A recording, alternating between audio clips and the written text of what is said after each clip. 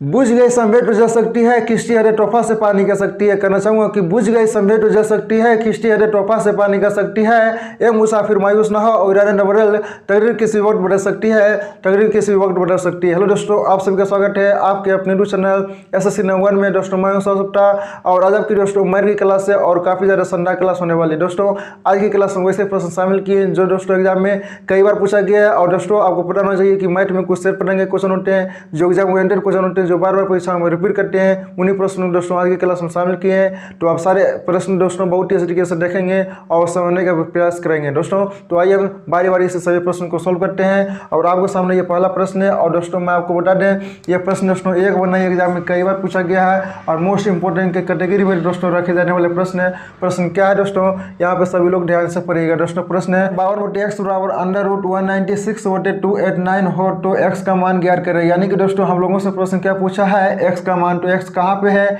यहाँ पे, यानी कि x का मान निकालना है। तो दोस्तों प्रश्न को सोल्व करने से पहले आपको पता होना चाहिए कि √169 का मान क्या होता है और √289 का मान क्या होता है। दोस्तों उम्मीद करते हैं कि आप लोग जानते होंगे √100 यहाँ पे दोस्तों क्या 169 का मान होता है दोस्तों 13, यानी कि अगर 13 गुने 13 करेंगे तो 169 होगा। और √289 का मान होता है दोस्तों 17, यानी कि 17 गुने 17 करेंगे तो 289 होगा। तो इसकी जानकारी दोस्तों आपको पता होना चाहिए। तो दोस्तों यहाँ पे क्या निकालना है, x का मान।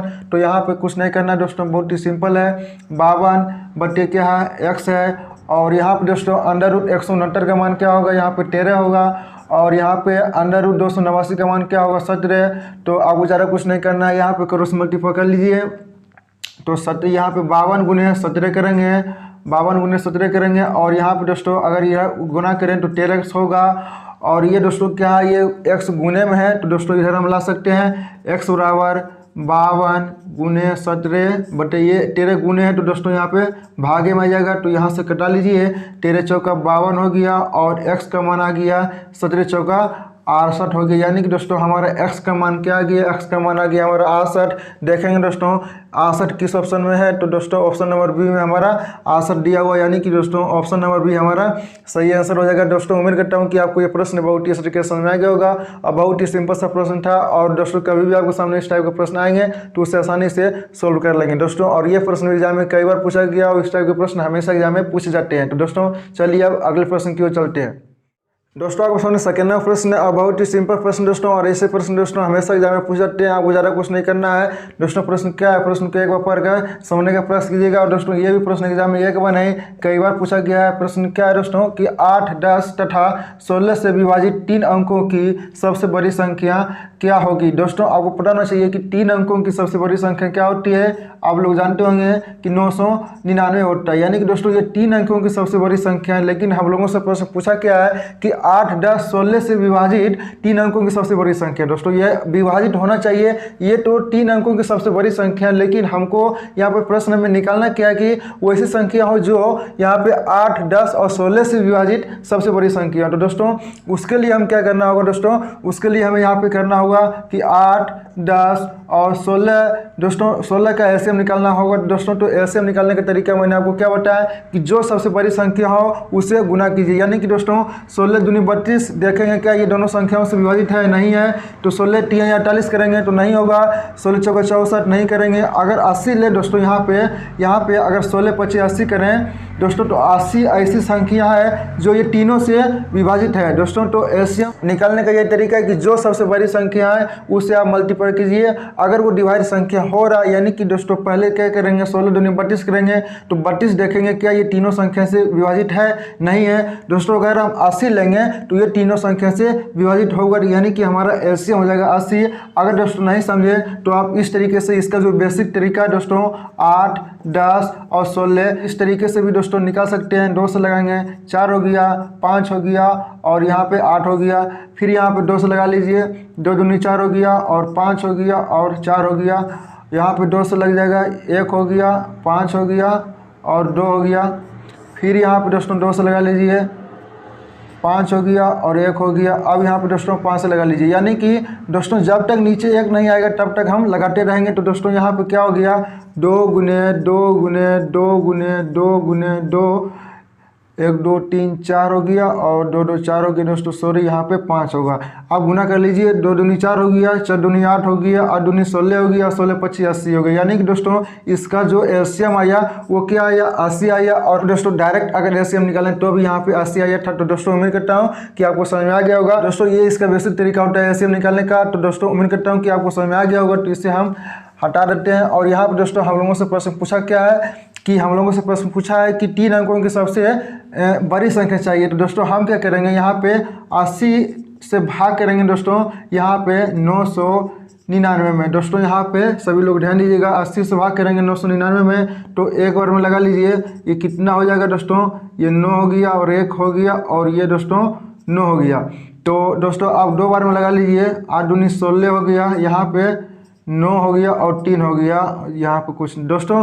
तो ये 39 जो है दोस्तों क्या करना होगा, 39 अगर हम 999 में माइनस कर देंगे तो वो ऐसी संख्या हो जाएगी जो यहाँ पे 8 10 और 16 से विभाजित होगी। दोस्तों यहाँ पे क्या करेंगे हम, 999 में अगर दोस्तों 39 माइनस करेंगे तो यहाँ पे कितना आएगा, 0 होगा और यहाँ पे 6 होगा और यहाँ पे 9 होगा। यानी कि दोस्तों 960 हमारी वैसी संख्या है जो 8 10 और 16 से पूर्णतः विभाजित होगा। आप चाहें दोस्तों तो इसे चेक कर सकते हैं। यानी कि यहाँ पे जो शेष आया है तो शेष को हम माइनस कर देंगे दोस्तों, तो ये पूर्ण रूप से 80 से विभाजित हो जाएगा दोस्तों। तो वही तो हम लोगों से प्रश्न पूछ रहा है कि 8 10 और 16 से विभाजित 3 अंकों की सबसे बड़ी संख्या क्या होगी। तो दोस्तों 3 अंकों की सबसे बड़ी संख्या क्या है, 960 है। दोस्तों देखेंगे 960 किस ऑप्शन में है, तो दोस्तों ऑप्शन नंबर ए में 960 दिया हुआ। तो दोस्तों उम्मीद करता हूं कि आपको ये प्रश्न समझ में आ गया होगा और कभी भी इस टाइप के प्रश्न आएंगे तो उसे आसानी से सोल्व कर लेंगे। और बहुत ही सिंपल सा प्रश्न था और ये भी प्रश्न एग्जाम में कई बार पूछा गया और इस टाइप के प्रश्न भी हमेशा एग्जाम में पूछ जाते हैं। तो दोस्तों उम्मीद करता हूँ कि आपको समझ में आ गया होगा। तो दोस्तों चलिए अब अगले प्रश्न की ओर चलते हैं। दोस्तों आपके सामने तीसरा प्रश्न है और दोस्तों ये प्रश्न हम आपको बता दें दोस्तों, एक बार नहीं एग्जाम में कई बार पूछा गया और इस टाइप के प्रश्न दोस्तों हमेशा एग्जाम में पूछे जाते हैं। और मोस्ट इंपोर्टेंट टाइप के प्रश्न दोस्तों, ऐसे प्रश्न हमेशा एग्जाम में आपको देखने को जरूर मिलता है। दोस्तों प्रश्न क्या है, प्रश्न बहुत ही सिंपल है। प्रश्न को एक बार पढ़ कर सभी लोग समझने का प्रयास कीजिएगा।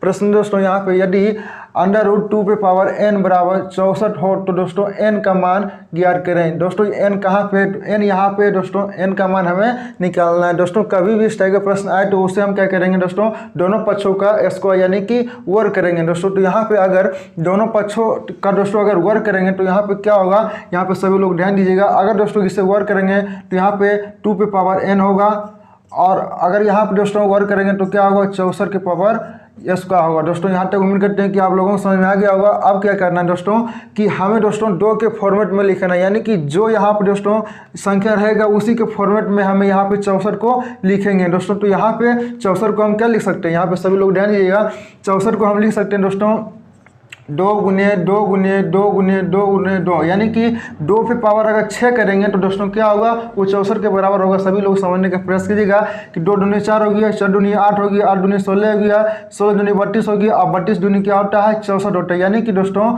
इसे हम लिख सकते हैं 2 पे पावर 6 के घात के रूप में हम इसे लिख सकते हैं। तो दोस्तों यहाँ क्या करना है कि 2 पे पावर n है, सभी लोग ध्यान दीजिएगा, 2 पे पावर n है तो यहाँ पे दोस्तों 2 पे पावर 6 लिख दिए, ये क्या होगा, ये 64 हो गया और इसके ऊपर घात क्या है, 2 है। यहाँ तक उम्मीद करते हैं कि आप लोगों को समझ में आ गया होगा। अब क्या करना है दोस्तों, यहाँ पे क्या है, यहाँ पे 2 पे पावर n है और यहाँ पे दोस्तों क्या होता है, घात में गुना करेंगे, यानी कि 2 पे पावर 6 दूनी 12 हो गया। अब दोस्तों यहाँ पे क्या करना है, इसका कंपेयर करना है, यानी कंपेयर करेंगे दोस्तों। अगर घाटों की तुलना करेंगे तो यहाँ पे दोस्तों क्या, ये इसका बेस बराबर है, इसका बेस और इसका बेस बराबर है दोस्तों। तो यहाँ पे घाटों का तुलना करेंगे दोस्तों, यहाँ पे यानी कि यहाँ पे n का मान आ गया दोस्तों हमारा 12 है। तो दोस्तों यही हमारा क्या हो गया, यही हमारा आंसर हो गया दोस्तों। देखेंगे क्या 12 किसी ऑप्शन में है, तो हाँ दोस्तों हमारा ऑप्शन नंबर डी में 12 दिया हुआ। दोस्तों उम्मीद करता हूँ कि आपको ये प्रश्न बहुत ही अच्छे तरीके से समझ में आ गया होगा और दोस्तों कभी भी इस टाइप के प्रश्न आएंगे तो उसे आसानी से सोल्व कर लेंगे। और दोस्तों बहुत ही सिंपल सा प्रश्न था और ऐसे प्रश्न हमेशा एग्जाम में पूछ जाते हैं। तो दोस्तों उम्मीद करता हूँ कि आज की क्लास के सारे प्रश्न आपको बहुत ही अच्छे तरीके से समझ में आ गया होगा। दोस्तों तो अभी तक आज की क्लास को लाइक नहीं किया तो लाइक कर दीजिएगा और चैनल पर नए हैं तो दोस्तों चैनल को सब्सक्राइब करके नोटिफिकेशन बेल आइकन ऑन कर लीजिएगा ताकि जो हमारी आने वाली क्लास हो उनकी नोटिफिकेशन आपको मिल सके। दोस्तों आप मुझे कमेंट सेक्शन में जरूर बताएं कि आपको किस टॉपिक पे क्लासेस चाहिए, तो दोस्तों उस पर अलग से मैं वीडियो बनाऊंगा। तो दोस्तों इस वीडियो में इतना रखते हैं, मिलते हैं नेक्स्ट वीडियो के साथ। जब तक के लिए दोस्तों जय हिंद जय भारत।